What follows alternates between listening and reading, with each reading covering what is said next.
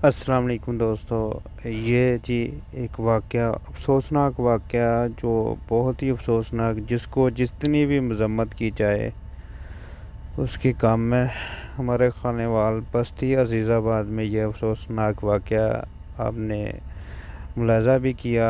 जो बच्ची की वालिदा है उसका भी जो आप हाल देख सकते हैं, और बहुत ही अफसोसनाक वाक़या है। इस पर हमारा जो मकसद वीडियो बनाने का ये है कि इस तरह की वाक़यात की रोकथाम के लिए कुछ किया जाए।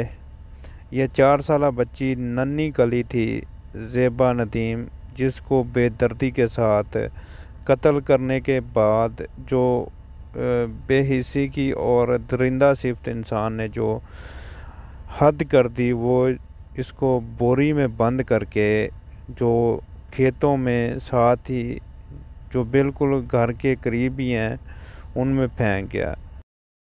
मेरे को टाइम है, मेंबर साहब ना भाई खान साहब